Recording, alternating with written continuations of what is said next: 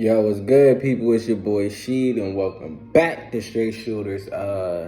Shout out to my co-host City, man. Shout out to y'all, man. Shout out to everybody that's supporting us, man. We trying to build something from the ground up, man. We hope y'all enjoying it, man. Thanks for all the likes, all the shares, all the comments, man. It's definitely not going unnoticed, man. Just want to say thank y'all. We're going to talk about Charles Barkley today, man. It's his birthday. Well, it's almost the end of the day while I'm making this video, but, they say it's better late than never. But, today is February the 20th, and on this day, 60 years ago, 1963, Charles Barkley was born. So, happy birthday to him. So, let's get into it.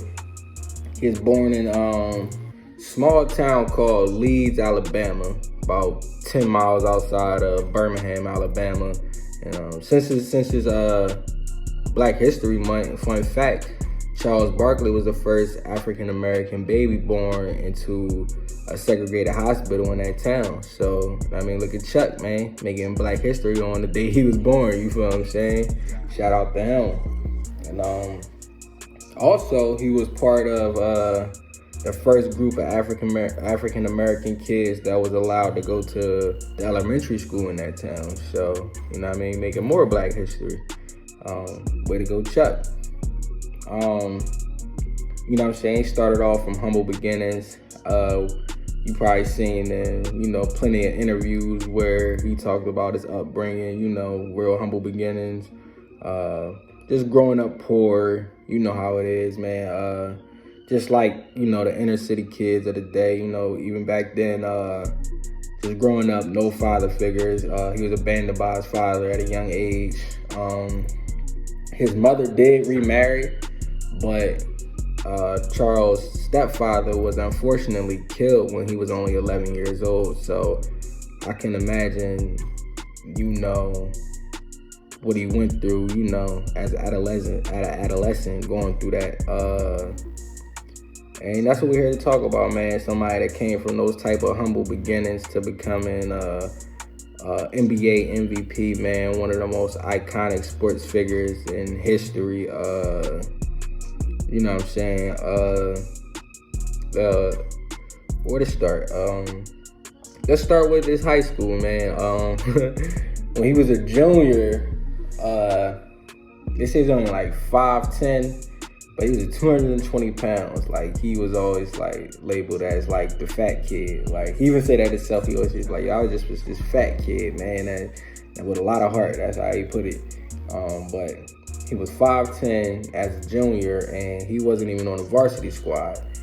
But that summer leading into his senior year, he actually had a crazy growth spurt where he grew to be about like 6'4", and he ended up, starting next year as a varsity player and being the best player on the team.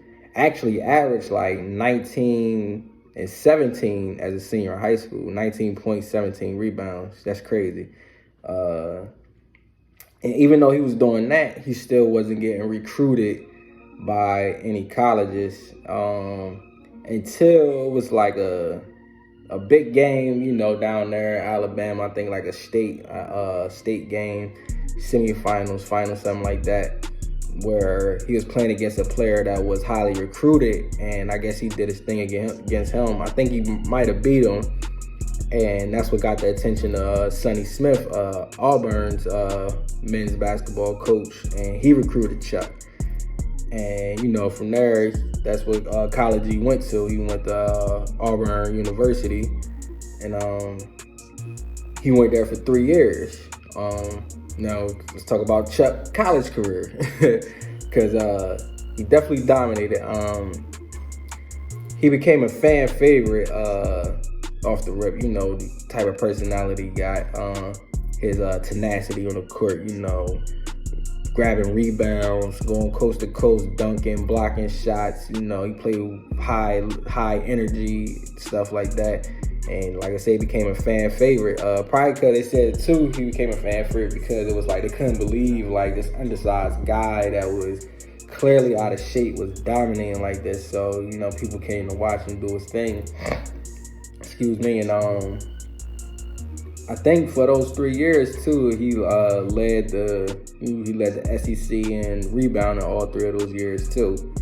So shout out to him, man. He was an exceptional player. That was the college is when he actually like really let his weight get out of hand at one point in time, man. His eating habits was getting crazy. I seen an interview where he was saying like he was eating 2 large pizzas. He would order 2 large pizzas every day, every night before he go to bed. He was eating 2 large pizzas. That's just crazy. That's so unhealthy. Because when he came into the league, he was about 300 pounds. I think he was 300 pounds. And we're about to get to that in a second because, he entered the 1984 draft, which a lot of people consider to be the best NBA draft class of all time, man. You got Michael Jordan, you got Charles Barkley himself, you got Hakeem Olajuwon, you got John Stockton, man. You got, that draft class was loaded with some of the greatest players that ever played the game. And he went number 5 overall, man, selected by the 76ers. And the funny thing about that is, I don't know why. I know I've seen it a few times, like, coming out of college, he didn't want to get drafted to the 76ers. He didn't want to go there. But later on down the line, in hindsight, he said that that's probably was the best thing that happened to him because when he got drafted to the Sixers, this is the time when Dr. J, Moses Malone, and all them was there. These was all vets that probably was on their way out the door sooner or later. And they already won a championship. Just a team full of veteran guys, and here come Charles, about, I think, 20, 21 years old. He the young guy, the new kid on the block. And, he went through young guy stuff. All the OGs was up there, schooling him, putting him in his place. But he said it really taught him, they taught him on and off the court stuff, just basically how to be a man. Especially Dr. J and Moses Malone. He said Dr. J definitely helped him with his money and, financial situations, giving him game. He said he should say stuff to him like, you want 6 cars, but can you drive 6 cars at the same time? What's the need to have all them cars? And basically just taught him how to manage his money right. And he said they teach him too, how to be a professional, especially back then, you were a college kid, everybody used to wear their warm-ups everywhere, wear their college warm-ups. And when he got in the league, he was doing the same thing. He wearing his Sixers warm-ups everywhere he go, because it's just I'm a 76er, I made it, I'm in the NBA, I'm wearing my Sixers warm-up gear everywhere. And they just was like, nah, man, you a professional now. You gotta wear the right attire for the right occasions, man. You don't wear that everywhere. You gotta get these suits. They just taught him how to be a grown man, dress properly for, the situations. And when it come to Moses, he said he even called Moses like a dad, like a father figure. Moses was the one that helped him get in shape too, man. It's funny because he said one of the times he asked Moses, he was like, Moses Malone, he was like, I guess he was asking him how come I'm not getting in the game that much? How come I'm not getting that much clock and all that? And he said Moses was straight up with him. He said, because you 300 pounds, you fat and you lazy, you out of shape. And he said it messed him up. He was so just honest with him that, it actually hurt his feelings. He said he cried. But, he said he didn't say it, just to down him. He said it, of course, with the intentions on helping him, too, because he said he was the one that actually helped him lose a lot of weight. And, he got tremendous respect for them older guys now, even though he didn't want to initially get drafted there. Like I said, in hindsight, he got nothing but respect for him. But, moving along, he played 8 seasons with the Sixers. Like I said, those veteran guys, they were on their way out the door. So he eventually ended up becoming unhappy playing for the Sixers because they failed to build a team around him that could win when the veteran guys were finally out the door. And, he wanted to win. And I could believe it, too, because 76ers, you know, back then they probably, like I said, they probably did fail to build a team around him because it's not like it is now, like how the Sixers got James Harden and you see they be trying to make certain moves in the offseason or during the trade deadline way better than they were before, because I wasn't born in that Charles Barkley Sixers era, you know, back then. But even if I go back to the AI era, it was always a thing. Even as a kid, I remember just everybody always saying like, yo, not just the Sixers, but yo, Philly teams never like something up with the GMs because they never get the right players. They never get the superstars the help they need. Or we go and get a big name player that's not what they used to be. We get a big name player that's washed up and we just getting them for the name instead of actually getting something that's going to help the team. So I can imagine, you know what I mean? I could pretty much believe him saying that they didn't try to really build a team around them. I even seen a documentary where talk about Iverson, and I can't remember the old GM name, but he basically saying like, yeah, we just knew we had AI, man. Like, what else we just wanted him to go out there and shoot every shot if he could. Like, it's just like, what? Like, how y'all gonna win like that? But off of AI, back to Chuck, man. He was unhappy there. So, you know, of course he still was doing his thing, still was a fan favorite, still was, you know, somebody that was must-watch basketball, electrifying, still getting all crazy highlights, dunking, going coast to coast, blocking shots, you know what I mean, sending people, blocking shots, sending the ball way out of bounds and everything. But he's eventually traded to the Phoenix Suns, which, you know, I'm pretty sure, I think that's like his most popular time as an NBA player. I feel like that's what most people know him for, playing for the Phoenix Suns. That was probably him at his peak too, him at his best playing for the Phoenix Suns. That was in the 92-93 season. Yeah, he got traded there. And that season too, man, he even became the league MVP, man. Had a hell of a season, man. Became the league MVP. That was around the time too, man. The superstardom started taking off, man. He got the Nike deal. I think he had it before then, but one of my favorite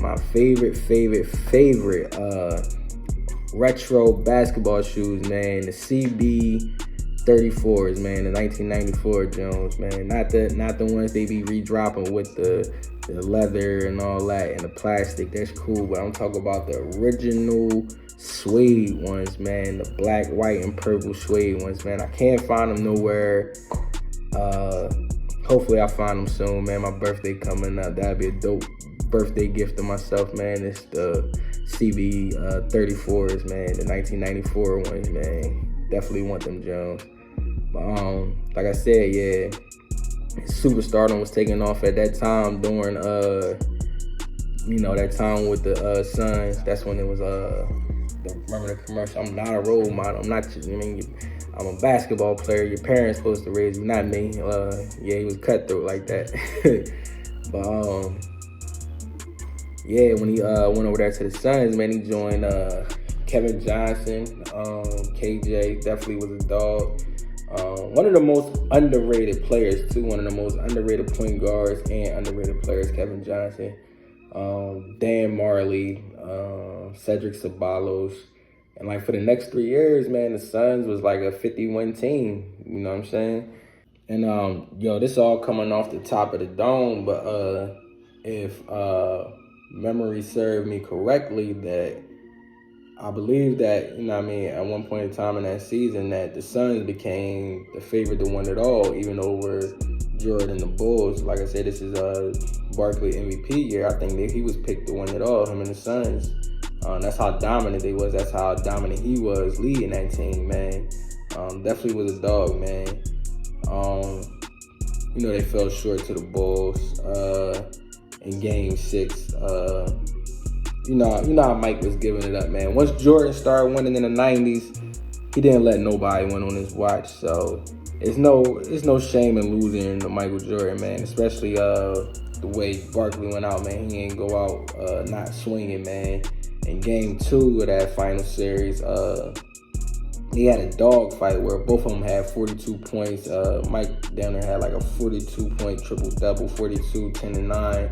And Barkley had like 42 and 13 rebounds, man. They just was going back and forth, straight dog fight, man. One of the, classic historic games from back there in the 90s, man.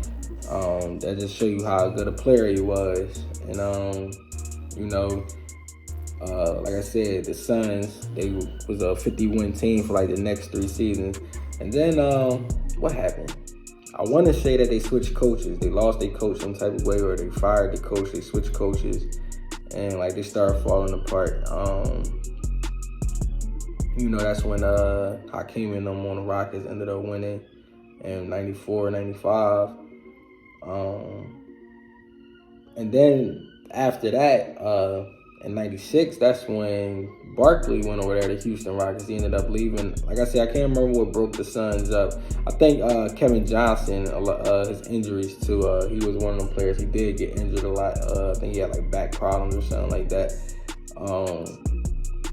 But Barkley ended up going to the Houston Rockets, to join with Hakeem Olajuwon and Scottie Pippen. And I mean, it just ain't work out, man. It fell way short of expectation.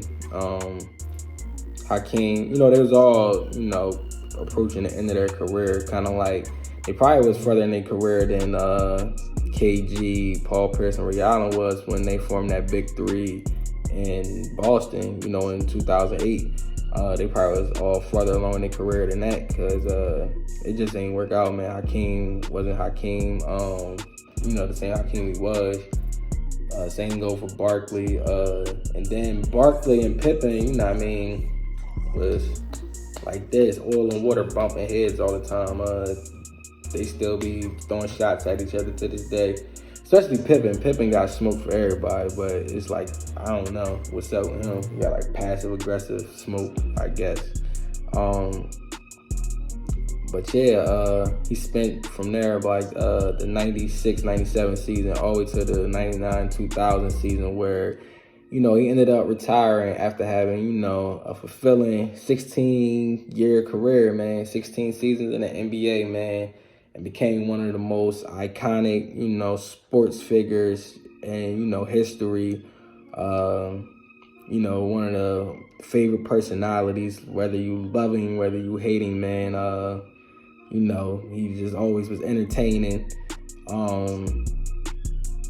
Yeah, man. 5-time All-NBA first team, 5-time All-NBA second team. I think he do got 1 third team All-Rookie first team. They retired his number 34 in the Sixers arena, man. I just was there. I was there for a concert. I seen it hanging up, Charles Barkley 34 hanging up in the rafters, man. Yeah, man. Chuck, man, living legend, man. Give him his flowers while he here, man. And he's still doing his thing too, man. Even after basketball, he talking about, he ain't playing the game, but he talk about it. He's seen him on TNT with Kenny, Shaq, and Ernie on the inside, man. Still doing his thing, still entertaining, still got that type of magnetic personality, that people gravitate towards, man. Like I said, man, just a living legend, man. Oh yeah, how can I forget part of the Dream Team, man? How I forget about the Dream Team? That was back, early 90s. I think this is like right when he joined his Suns, right before he joined his Suns, 92. And he was the lead scorer on that team too, on the Dream Team, the team that, took the NBA, American basketball worldwide, man. So, he just been a part of, been a part of, just great moments throughout NBA history, throughout basketball history, just throughout sports history, man. Charles Barkley, man, gave him his flowers. Then he got, we go back to that Spurs series we was talking about. I think in that same Spurs series, man, he dropped like a crazy triple-double, had like 43, and like 10 and 15, 10 assists, 15 rebounds, man. Then in that same series, I'm not sure it's the same game, but I think it's definitely the same series. Like I said, he hit the game, the clutch shot to get David Robinson and the Spurs out of here so he could go to the finals. And that's it for the day. I mean, giving Charles Barkley his flowers. Oh yeah, matter of fact, two more things, man. I almost forgot about. He had a 56-point game against the Warriors. I think that's when Chris Webber first got there, around when Chris Webber was, he still was a pup. And he got another game where he got 33 rebounds in one game, man. Like I said, man, Chuck was a dog, man. And he did it all at, undersized, man. Undersized power forward, most power forwards, about that 6'8" to, 6'10" height range. He did it all at 6'5", man. And out of shape. 6'5" and out of shape, man. Grabbing mad boards, running up and down the court, dunking on people, man. I think that was what made him a fan favorite because, people didn't expect it. And then to go along with, his brash personality, man, he just one of a kind, man. And we need to give him his flowers while he's here, man. So once again, happy birthday to Chuck, man. Charles Barkley, the living legend, man. And we out, man. Like, comment, subscribe, hit the notification bell.